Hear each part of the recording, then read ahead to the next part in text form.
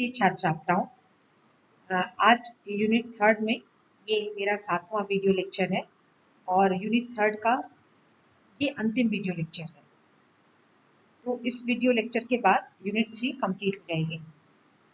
पिछले लेक्चर में हम लोगों ने डेंसिटी ऑफ स्टेट्स कैलकुलेट किया था, या उसे कहें हम फ्रीक्वेंसी स्पेक्ट्रम कैलकुलेट किया था। जैसा मैंने आपको पिछले लेक्चर में बताया था कि स्पेसिफिक हीट कैलकुलेट करने के लिए एक आइंस्टीन थ्योरी है और दूसरी डेबाय थ्योरी है। उसके पहले जो थ्योरी थी वो ड्यूलॉन्ग एंड पेटिट की थ्योरी थी, जो एक क्लासिकल रिजल्ट है कि हमेशा CV की वैल्यू 3R रहेगी। लेकिन एक्सपेरिमेंटली ये देखा गया कि CV की वैल्यू हमेशा 3R नहीं रहती है। हाई टेम्परेचर पे वो 3R रहती है और हेवी एलिमेंट्स के लिए वो 3R होती है। लेकिन जब हम लो टेम्परेचर में जाते हैं या लो एलिमेंट्स में जाते हैं तो वो वैल्यू 3R से डेविएट होती है। तो उसको एक्सप्लेन करने के लिए आइंस्टीन ने अपनी थ्योरी दी और फिर आइंस्टीन थ्योरी ने कुछ एक्सप्लेन किया, लेकिन उसके बाद फिर डेबाय ने भी अपनी थ्योरी दी।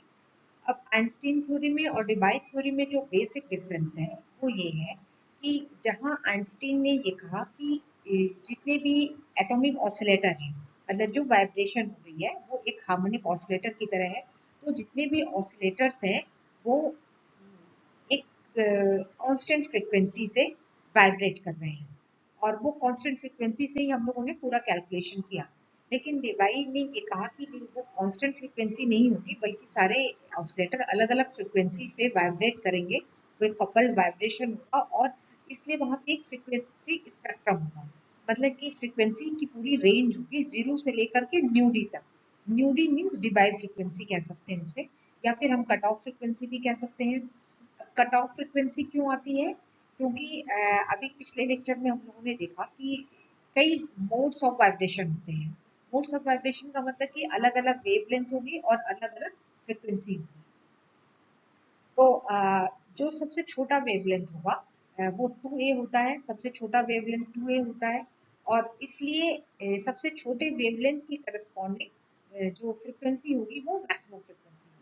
तो 2A वेवलेंथ से छोटा वेवलेंथ नहीं हो सकता किसी क्रिस्टल में, इसलिए जो एक 2A वेवलेंथ के करस्पॉन्डिंग जो फ्रीक्वेंसी आएगी उससे ज्यादा कोई फ्रीक्वेंसी नहीं हो सकती। तो वो मैक्सिमम फ्रीक्वेंसी या उसे हम कट ऑफ फ्रीक्वेंसी कह सकते हैं, उसको क्रिस्टल में डिफाइन किया जाता है। तो अब इस चीज को आगे लेते हुए हम लोग आगे बढ़ते हैं।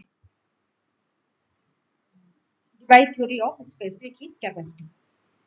तो जैसा मैंने आपको बताया कि जो भी ऑसिलेटर्स हैं वहां पे सभी ऑसिलेटर्स अलग अलग फ्रीक्वेंसी से वाइब्रेट कर रहे हैं और इसलिए मेरे पास एक फ्रीक्वेंसी स्पेक्ट्रम होता है। और फ्रीक्वेंसी स्पेक्ट्रम को हम लोग इस तरह से डिफाइन करते हैं, g nu is equal to 4 pi V upon 3 and with in bracket 1 upon VL cube plus 2 upon VT cube and bracket close nu cube. अब इसे मैं एक बार फिर से आप लोगों को थोड़ा रिमाइंड करा दूं कि यहाँ पे न्यू या वी जैसी कई सिंबल्स आ रहे हैं। तो ये जो लिखते हैं हम वो न्यू लिख रहे हैं, न्यू मीन्स फ्रिक्वेंसी हुआ। ये कैपिटल V है, कैपिटल V का मतलब वॉल्यूम है, volume is equal to L cube. हम एक क्यूबिक स्ट्रक्चर की बात कर रहे हैं डायमेंशनल केस में। और ये V है, V is the velocity of the longitudinal wave and this is the velocity of the transverse wave. तो इस तरह से ये इक्वेशन है और ये इक्वेशन जी न्यू क्या शो करता है? जी न्यू शो कर रहा है number of modes of vibration with in the frequency range 0 to nu. अगर हम इसको जी न्यू डी न्यू लिखेंगे तो जी न्यू डी न्यू ये शो करेगा कि number of modes of vibration with in the range new and new plus D nu. तो अगर हम जी न्यू डी न्यू लिखेंगे तो फिर हमें इसे भी डिफ्रेंशिएट करना पड़ेगा और ये तब 3 न्यू स्क्वायर डी न्यू आ जाएगा। तो फिलहाल खैर यहाँ पे जी न्यू लिखा गया है जो number of modes of vibration को रिप्रेजेंट कर रहा है with in the frequency range 0 to nu. फिर यहाँ पे एक वैल्यू लिखी गई है E bar. E bar means the average energy पर ऑसिलेटर। ये वही वाला फैक्टर है जो हम लोगों ने आइंस्टीन थ्योरी में कैलकुलेट किया था।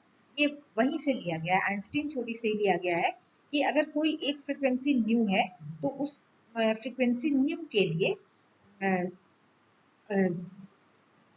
ऐसे ऑसिलेटर के लिए जिसकी फ्रीक्वेंसी न्यू है उसके लिए एवरेज एनर्जी पर ऑसिलेटर क्या होगा, ये आइंस्टीन थ्योरी से ही दिया गया है। तो ये वैल्यू वहां पे आई थी h nu divided by e to the power h nu by k t minus one. तो इसको वहीं से लिया गया। ई बार क्या शो कर रहा है? ई बार शो कर रहा है एवरेज एनर्जी पर ऑसिलेटर। तो अब हमें निकालना है टोटल एनर्जी। टोटल एनर्जी निकालने के लिए अब हम समेशन नहीं करेंगे बल्कि हम इंटीग्रेट करेंगे, क्योंकि ये जो जी न्यू स्पेक्ट्रम, ये जो फंक्शन है, जी न्यू जो फंक्शन है या फ्रीक्वेंसी स्पेक्ट्रम है, ये कंटीन्यूअस है, ये डिस्क्रीट नहीं है। मतलब इसमें ये नहीं कहा गया कि फ्रीक्वेंसी न्यू वन होगी या फिर न्यू टू होगी। जैसे अगर हम ये कहें कि frequency nu, two nu, three nu, four nu, five nu, इस तरह से हो सकती है, तो वो डिस्क्रीट वैल्यूज है। लेकिन इस स्पेक्ट्रम में ये नहीं कहा जा रहा है कि वो डिस्क्रीट वैल्यूज है, वो कंटीन्यूअस वैल्यू है, जीरो से लेके न्यू तक। तो न्यू डी मतलब जो कट ऑफ होगा। तो इसलिए यहाँ पे हम समेशन नहीं करेंगे बल्कि इंटीग्रेट करेंगे the spectrum g nu D nu and multiplied by the average energy पर ऑसिलेटर। तो ई बार न्यू की वैल्यू हम यहाँ से ले लेंगे और जी न्यू डी न्यू की वैल्यू यहाँ से लेंगे। अब यहाँ पे चूंकि हम जी न्यू डी न्यू लिख रहे हैं तो इसलिए इसको डिफ्रेंशिएट करेंगे। डिफ्रेंशिएट करने के लिए जब इसे डिफ्रेंशिएट करेंगे तो जी न्यू डी न्यू और ये सारे टर्म्स जो हैं वो कांस्टेंट हैं। कांस्टेंट मींस कि वो इन फ्रीक्वेंसी इंडिपेंडेंट है, इसलिए वो डिफ्रेंशिएशन से बाहर रहेंगे और न्यू क्यूब की जगह हम three nu square d nu लिखेंगे। Three nu square d nu, तो जब थ्री आएगा तो वो थ्री थ्री कैंसिल हो जाएगा और यहाँ पे केवल न्यू स्क्वायर डी न्यू आ जाएगा। तो न्यू स्क्वायर डी न्यू और फिर ई बार की भी वैल्यू रख देंगे। तो ई बार की वैल्यू यहाँ से आ गई h nu upon e to the power h nu by k t minus one. तो इसको हम फिर से देख लेते हैं इस रिजल्ट को। इसमें देखिए तो ये थ्री तो कैंसिल हो जाएगा जब हम इसको डिफ्रेंशिएट करेंगे थ्री न्यू स्क्वायर, तो थ्री थ्री कैंसिल हो जाएगा तो हमें मिलेगा four pi v and this bracket. तो फोर पाई वी ये ब्रैकेट हो गया। Then integration with in the limit zero to nu d. Zero से लेके न्यू डी जो है मैक्सिमम फ्रीक्वेंसी है, डिवाइड फ्रीक्वेंसी या कट ऑफ फ्रीक्वेंसी के हैं, वो मैक्सिमम फ्रीक्वेंसी है, इसलिए जो इंटीग्रेशन होगा वो जीरो से लेके न्यू डी तक होगा। और फिर ये जब हमने डिफ्रेंशिएट किया था न्यू क्यूब को तो three nu square d new आएगा, थ्री यहाँ से कट जाएगा और न्यू स्क्वायर डी न्यू यहाँ पे आ जाएगा। और ये जो पूरा फैक्टर है h nu divided by e to the power h nu by k t minus one, ये ई बार की वैल्यू है जो यहाँ से दी गई है। तो इस तरह से ये हमने टोटल एनर्जी के लिए एक एक्सप्रेशन लिख दिया।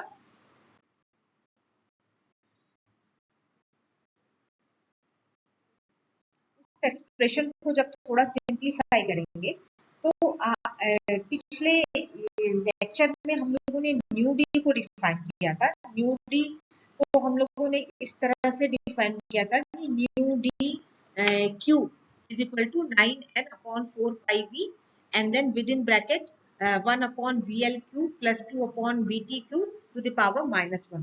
तो ये आपको पिछले लेक्चर में मिल जाएगा न्यू डी की वैल्यू क्या थी, किस तरह डिफाइन किया था। तो जो ब्रैकेट्स हैं और फोर पाई वी वगैरह है उसको हम न्यू डी के टर्म्स में लिखेंगे तो हमारा एक्सप्रेशन थोड़ा सा सिंप्लीफाई हो जाएगा और यहाँ आ जाएगा nine n upon nu d q zero to nu d. और ये विद इन दी इंटीग्रल वही वाली एक्सप्रेशन है जो पहले स्लाइड में थी, h nu nu square d nu e to the power h nu by k t minus one.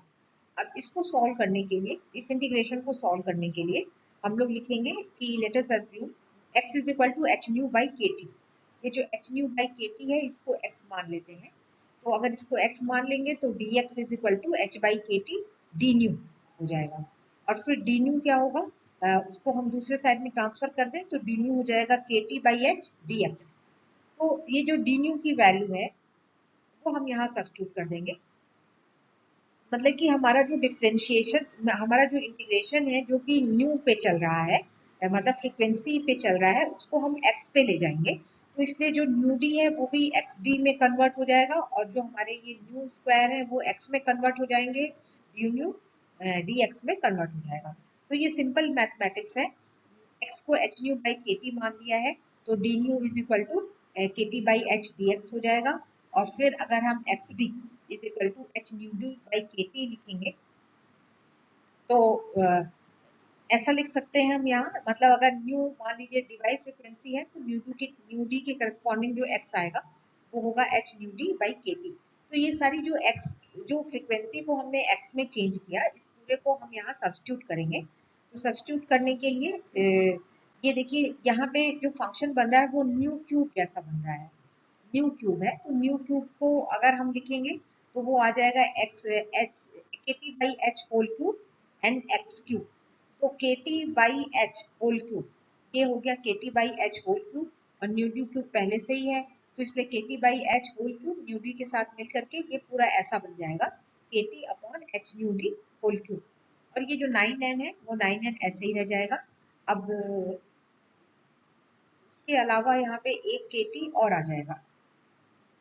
जब हम डी न्यू को लिखेंगे, डी न्यू को लिखेंगे तो यहाँ पे के टी एक और आएगा, और वो के टी यहाँ पे अलग से के टी की तरह लिखा हुआ है। फिर ये न्यू क्यूब है, न्यू क्यूब, तो न्यू क्यूब को इस तरह से लिखेंगे जब, तो उसकी जगह एक्स क्यूब आएगा, डी एक्स आएगा, और e to the power x minus one, ये वाला जो फैक्टर है e to the power x minus one आ जाएगा। तो इस तरह इसको हम लोगों ने ट्रांसफॉर्म कर दिया है। और अब ये हमारा फाइनल इंटीग्रेशन है जिसको हम फर्दर सॉल्व करेंगे। इसको सॉल्व करने के लिए थोड़ा सा और मैनिपुलेशन कर सकते हैं। मैनिपुलेशन जैसे ये किया जा रहा है कि let us define Debye temperature theta d. अगर थीटा डी हम इस तरह डिफाइन करें, h nu d is equal to k theta d, वैसे h nu is equal to k t, मतलब दोनों की जो यूनिट है वो सेम होगी, एनर्जी की यूनिट है। एच न्यू की यूनिट भी एनर्जी की है, के डी की यूनिट भी एनर्जी की है। तो हम इस तरह से अगर डिफाइन करें कि h nu d is equal to k theta d, मतलब कि न्यू डी फ्रीक्वेंसी के बराबर जो एनर्जी होगी उसका जो टेम्परेचर होगा that is the theta d. H nu d is equal to k theta d, तो theta d is equal to हो जाएगा एच न्यू डी बाई के। और उसी तरह एक्स डी की वैल्यू क्या हो जाएगी, यहाँ पे एच न्यू डी बाई के की जगह पे हम थीटा डी रख देंगे तो थीटा डी बाई टी आ जाएगी। एक्स डी की value theta d by T. तो ये थोड़ी थोड़ी सिंपल मैथमेटिक्स है जिसको यहाँ पे अप्लाई किया जा रहा है ताकि हमारा रिजल्ट उस फॉर्म में आए जिस फॉर्म में हम चाहते हैं। तो अगर हम ये सारे भी मैनिपुलेशन या सिंप्लीफिकेशन यहाँ पे करें तो जो थीटा डी की value H nu d by के है वो हम यहाँ पे सब्स्टिट्यूट कर देंगे तो डिनोमिनेटर में थीटा डी आ जाएगा। तो और ये के टी यहाँ पे था तो ये के टी यहाँ आ गया आगे, तो 9n के टी हो गया, और ये t upon theta d whole cube हो गया।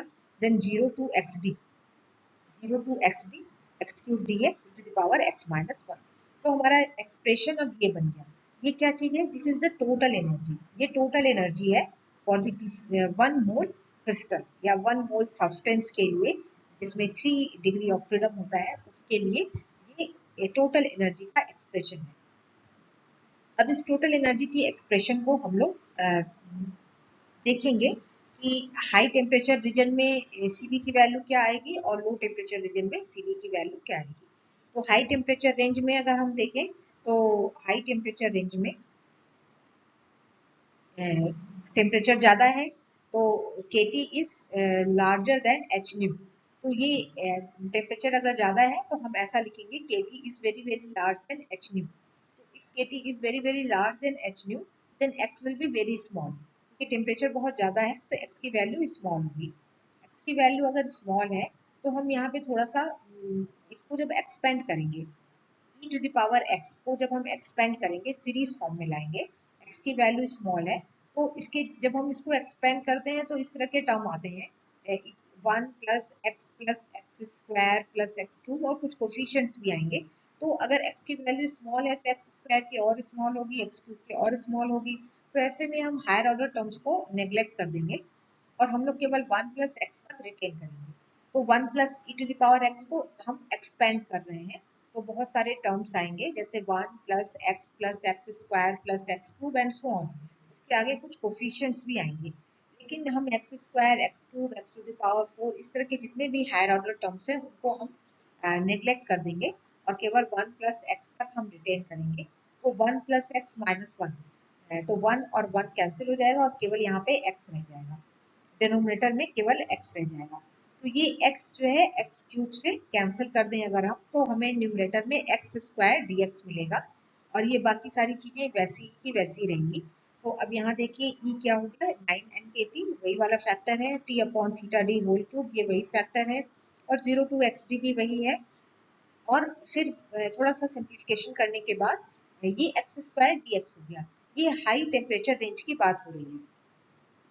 तो एक्स स्क्वायर डी एक्स को जब हम इंटीग्रेट करेंगे तो बहुत ही सिंपल इंटीग्रेशन है, एक्स क्यूब अपॉन 3 आएगा और एक्स क्यूब बाई 3 में फिर ये लिमिट रखेंगे 0 टू एक्स डी, 0 रखेंगे तो 0 आएगा और जब एक्स डी रखेंगे तो एक्स डी क्यूब अपॉन 3, मतलब हमें जो मिलेगा रिजल्ट वो मिलेगा एक्स डी क्यूब अपॉन 3। ये इस इंटीग्रेशन का रिजल्ट है और 9 एन के टी वैसे ही रखा हुआ है, t upon theta d whole cube वैसे ही रखा हुआ है। तो ये टोटल एनर्जी है, इंटरनल एनर्जी है। और जब हम सीवी निकालेंगे तो सीवी निकालने के लिए इसको इंटीग्रेट कर देंगे टी से, सॉरी डिफ्रेंशिएट करेंगे, D e by d t करेंगे। अब यहाँ पे ये भी देखिए कि ये जो एक्स डी क्यूब बाई 3 है और ये टी अपॉन थीटा डी है, तो एक्स डी क्यूब की वैल्यू ये 3 यहाँ से कैंसिल होके 3 एन के टी बन जाएगा और ये एक्स डी क्यूब की वैल्यू क्या है, यहाँ पे हमने अभी डिफाइन किया था थीटा डी बाई टी। तो ये टी बाई थीटा डी है और इसकी वैल्यू आ रही है theta d by 3 t whole cube. तो ये दोनों फैक्टर कैंसिल हो गया, मतलब ये और ये एक दूसरे से कैंसिल हो जाएंगे और कैंसिल होकर केवल यहाँ 3 बचेगा और 3 फिर यहाँ से इसको कैंसिल करके 3 एन के टी आएगा। तो E की वैल्यू केवल 3 एन के टी आ जाएगी। ध्यान रखिए कि ये जो भी कुछ हम मैनिपुलेशन कर रहे हैं वो हाई टेम्परेचर रेंज में कर रहे हैं और हाई टेम्परेचर रेंज में जब के एक्स की वैल्यू स्मॉल होगी। तो अब हम CV निकाल सकते हैं, CV is equal to d e by d t. तो ये बहुत ही सिंपल कैलकुलेशन हो गया, d e by d t करेंगे तो सिंपली 3 एन के आएगा और एन के की वैल्यू आर होती है जहाँ पे एन एवोगैड्रो नंबर है और के बोल्ट्जमैन कांस्टेंट है और आर यूनिवर्सल गैस कांस्टेंट है, तो 3 आर आ गया। तो ये क्लासिकल रिजल्ट हो गया जो डुलोंग एंड पेटिट्स लॉ था कि डुलोंग एंड पेटिट्स लॉ में तो हर टेम्परेचर पे एक ही वैल्यू आती है सीवी की जो 3R होती है, लेकिन एक्सपेरिमेंटली ये देखा जाता है कि जब हाई टेम्परेचर होता है तो सीवी की वैल्यू 3R होती है।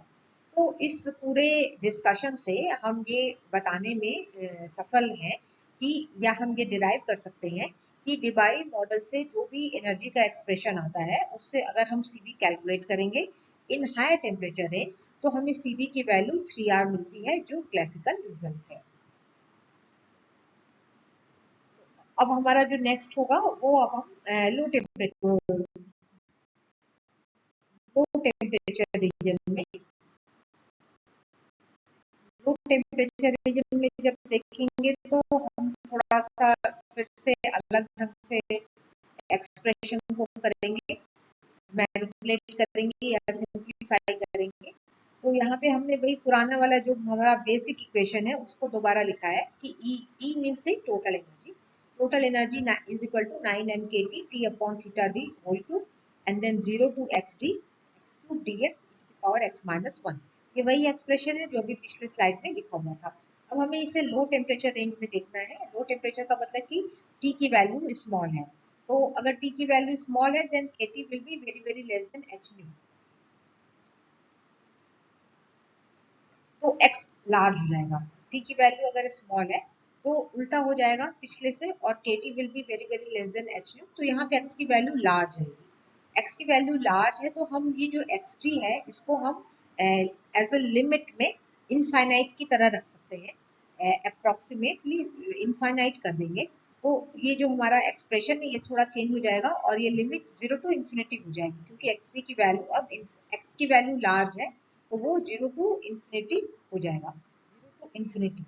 और बाकी वही चीजें रहेंगी x cube d x to the power x minus 1। तो ये जो इंटीग्रेशन है, integration 0 to infinity x cube d x divided by to the power minus x to the power x minus 1, ये पूरा इंटीग्रेशन जो है ये एक स्टैंडर्ड इंटीग्रेशन है और इस स्टैंडर्ड इंटीग्रेशन की वैल्यू होती है पाई टू द पावर 4 अपॉन 15।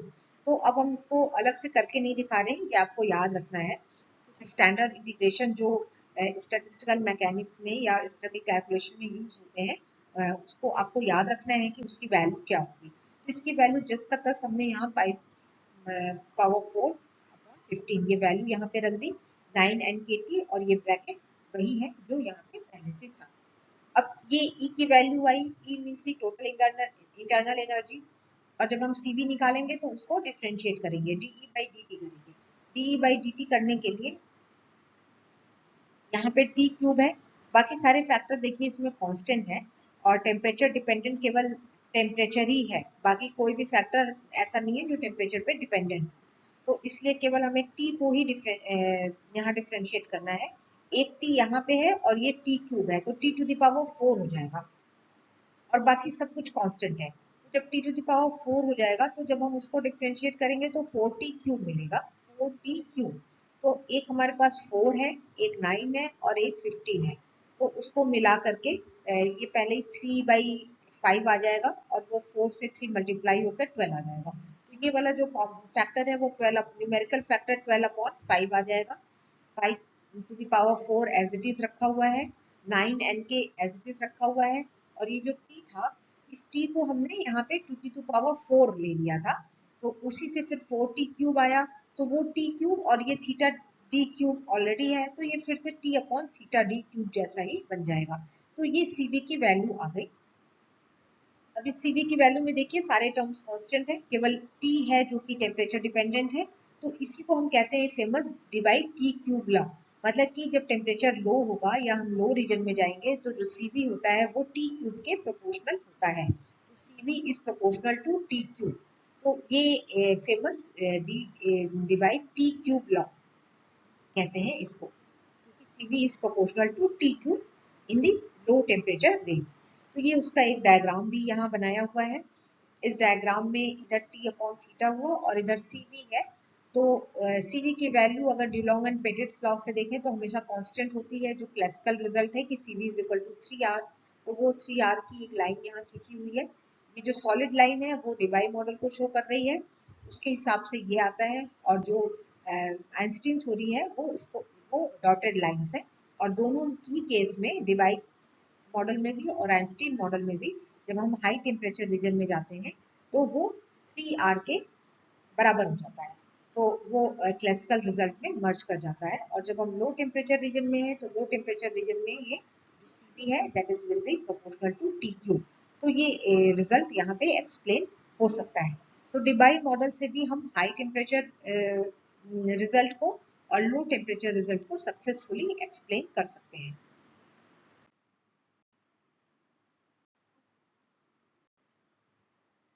लेकिन जो डिबाई मॉडल है वो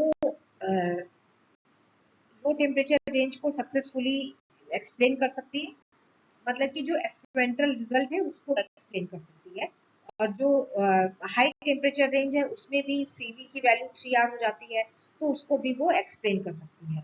तो इसलिए सीवी की वैल्यू लो टेम्परेचर रीजन में और हाई टेम्परेचर रीजन में डिबाई मॉडल से हम बहुत ही अच्छी तरह से एक्सप्लेन कर सकते हैं, means there is very good agreement. लेकिन जो intermediate range of the temperature है वहां पे ये मॉडल थोड़ा डेविएट करता है, और वो एक्सपेरिमेंटल रिजल्ट से एग्री नहीं करता है। तो ये एक डायग्राम यहाँ पे शो किया गया है जिसमें इस एक्सिस पे सीवी की वैल्यू है, और इस एक्सिस पे ये फ्रीक्वेंसी है, और इस एक्सिस पे जी न्यू की वैल्यू है, सीवी नहीं बल्कि ये जी न्यू की वैल्यू है। तो यहाँ पे हम ये देखते हैं कि ये जो जी न्यू की वैल्यू है, जो जी न्यू हमने कैलकुलेट किया था, उस जी न्यू डिबाई मॉडल से इस तरह का आता है। ये सीवी की वैल्यू नहीं है यहाँ प्लॉटेड, यहाँ जी न्यू की वैल्यू प्लॉटेड है, मतलब डेंसिटी ऑफ स्टेट प्लॉटेड है, और यहाँ पे न्यू प्लॉटेड है, न्यू मीन्स फ्रीक्वेंसी। तो डिबाई मॉडल के हिसाब से इस तरह का जी न्यू इस तरह का एक आता है, ये और ये जो फ्रीक्वेंसी होगी वो न्यू डी फ्रीक्वेंसी होगी, मतलब कट ऑफ फ्रीक्वेंसी, तो क्योंकि कट ऑफ फ्रीक्वेंसी के आगे फिर कोई फ्रीक्वेंसी नहीं हो सकती डिबाई मॉडल के हिसाब से। तो लेकिन जो एक्चुअल रियल जो स्पेक्ट्रम है फ्रीक्वेंसी का, वो इस तरह का स्पेक्ट्रम होता है। तो इसकी वजह से क्योंकि स्पेक्ट्रम में ही चेंज है, तो इस स्पेक्ट्रम को आप देखिए तो जैसे लो लो फ्रीक्वेंसी रीजन में या कट ऑफ रीजन में ये जो रियल रिजल्ट है वो डिबाई रिजल्ट से मैच करता है, इसलिए लो टेम्परेचर रीजन में और हाई टेम्परेचर रीजन में रिजल्ट एक्सपेरिमेंटल रिजल्ट से मैच करते हैं, पर जो इंटरमीडिएट रीजन है उस रीजन में ये मैच नहीं करता है जीन्यू, और इस वजह से वहां पे डेविएशन आता है। लेकिन अगर एरिया अंडर द कर्व निकाला जाए, मतलब कि ये ये जो डॉटेड एरिया है इसके अंदर जितना भी इस कर्व के अंडर जितना एरिया है और ये वाला जो कर्व है जो डिबाई को शो कर रहा है, डिबाई मॉडल को या डेंसिटी ऑफ स्टेट को, तो उसके अंदर जो एरिया आता है वो दोनों सेम ही होता है। तो इस तरह से हम इसको एक्सप्लेन कर सकते हैं Debye theory of the molar specific capacity. तो इस प्रकार हम लोगों ने ये पूरा लेक्चर मतलब ये जो पूरी यूनिट है, यूनिट थर्ड है, उसको कंप्लीट कर लिया है। और यूनिट थर्ड में हम लोगों ने लैटिस वाइब्रेशन पढ़ा, लैटिस वाइब्रेशन की टर्मिनोलॉजी पढ़ी, उसमें mono atomic lattice, then di atomic lattice, और फिर स्पेसिफिक हीट कैपेसिटी की तरफ गए। तो स्पेसिफिक हीट कैपेसिटी में पहले उसकी जनरल टर्मिनोलॉजी, और फिर Einstein theory, then Debye theory पढ़ा, और डिबाई थ्योरी के बीच में हम लोगों ने डेंसिटी ऑफ स्टेट्स भी कैलकुलेट किया, और उसके साथ ही फोनॉन इंटरेक्शन भी इस यूनिट में था, तो उसको भी हम लोगों ने। तो इस पूरे 7 लेक्चर को कवर करने में जो बुक्स हमने फॉलो की है, रेफरेंस बुक्स, वो है solid state physics by Charles Kittel और solid state physics by M A वॉन। तो ये 2 बुक है जो हमने इसमें कंसल्ट किया था। आपको जो भी बुक अच्छी लगती हो आप उसको कंसल्ट कर सकते हैं। इस तरह से हमारी थर्ड यूनिट भी पूरी हो गई है। फर्स्ट यूनिट हमारी क्रिस्टल स्ट्रक्चर की थी, सेकेंड यूनिट रेसिप्रोकल लैटिस की थी, और थर्ड यूनिट लैटिस वाइब्रेशन की थी। और अब हम लोग जो नेक्स्ट लेक्चर स्टार्ट करेंगे वो फोर्थ यूनिट से स्टार्ट करेंगे, जो है crystal binding and elastic properties. तो इसके साथ ही आज का लेक्चर यहाँ पे समाप्त होता है। Thank you so much.